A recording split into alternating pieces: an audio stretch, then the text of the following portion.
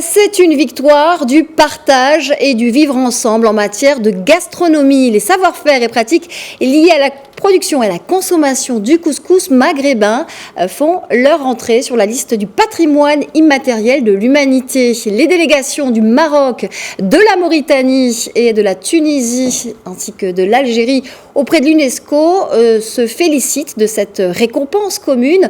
Ce plat emblématique et identitaire du Maghreb est donc désormais officiellement inscrit sur cette liste représentative du patrimoine culturel immatériel de l'humanité, véritable couronnement des efforts de coopération partagés entre les 4 pays maghrébins.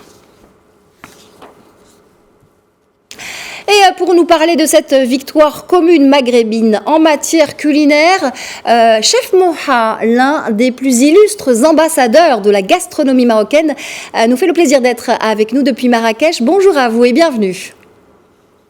Bonjour, c'est une fierté et un bonheur qu'on puisse... C'est une candidature commune, Chef Moha. C'est donc d'une candidature commune des 4 pays maghrébins que la réussite est venue. Le couscous, plat emblématique dont nous partageons donc désormais aujourd'hui la paternité, est devenu le principal ingrédient de ce rapprochement. Une recette que nous devrions peut-être suivre un peu plus souvent. Qu'est-ce que vous en pensez ? Alors, on est très très fiers de Nord-Afrique en général, parce que ça, après un long travail de quelques années, que maintenant le couscous est un patrimoine culturel immatériel auprès de l'UNESCO. Cela représente une fierté, parce que ce qui nous lie, nous les Maghrébins, c'est-à-dire le Maroc, l'Algérie, la Tunisie et la Mauritanie, c'est que on a une chose en commun, c'est qu'on a le même plat, et ce plat qui est ancestral. Et c'est notre fierté. Donc, on le sert le vendredi, bien sûr. Et la chose qui est en commun, qu'on a tous en commun, le couscous, c'est la semoule. La semoule, soit on a la semoule des blés durs, ou le semoule de maïs, ou le semoule d'orge. Et bien sûr, chaque pays a quelques petites différences de la préparation du couscous, mais c'est un bonheur et tout le monde est fier. Et cela pourra nous donner beaucoup plus de facilité à faire connaître notre région et bien sûr notre plat et notre fierté. Alors, Chef Moha, vous venez un petit peu d'en parler. On le sait, chaque pays a ses saveurs et ses recettes spécifiques. Concrètement, qu'est-ce qui a selon vous, fait gagner ce couscous du Maghreb, cette semoule nord-africaine du partage ? Alors justement, c'est un plat qui est un plat de partage, déjà le couscous, et bien sûr, c'est un plat, comme je dis, il est unique. On ne trouve nulle part ailleurs. Par exemple, si on dit la pizza aussi, comme en Italie, maintenant, c'est le couscous qui unit cette région qui est le Nord-Afrique, le Maghreb.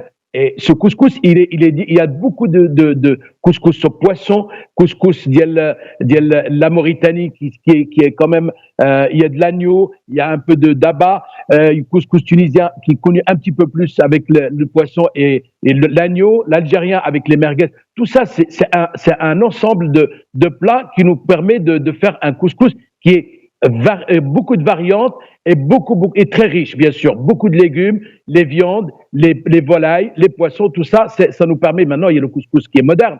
Mais en tout cas, ce plat-là, on le sert le vendredi, bien sûr, et c'est un plat qui est familial. Voilà. Est-ce que vous pensez, Chef Moha, que ça pourrait être l'occasion de recréer, de réinventer une recette du couscous maghrébin ? Qu'est-ce que vous en pensez ? Alors, réinventer, bien sûr, on avait déjà fait de couscous au foie gras, par exemple, qui est une modernité, couscous au homard, couscous au langouste, plusieurs couscous, bien sûr, mais ça reste quand même le classique et le traditionnel, c'est la semoule. Par exemple, il y a 2 couscous, il y a la couscous à la sauce blanche avec la leben, qui l'accompagne toujours le couscous, un verre de leben, bien sûr, et on a le couscous avec le marqa al-hamra, c'est-à-dire le marqa al-hamra, c'est la sauce rouge qu'on a l'habitude de arroser notre couscous pour que la semoule puisse gonfler un peu, et c'est un accompagnement, c'est-à-dire il y a un farineux et plus des légumes, plus légumineux dans le couscous, plus les viandes, bien sûr. D'accord. Il y a beaucoup. D'accord, alors, c'est un couscous au foie gras, là, on dépasse même les frontières du Maghreb. Quelles conséquences, chef Moha, vous pensez que cette victoire collective gastronomique pourrait avoir dans le monde culinaire au Maghreb, mais également ailleurs?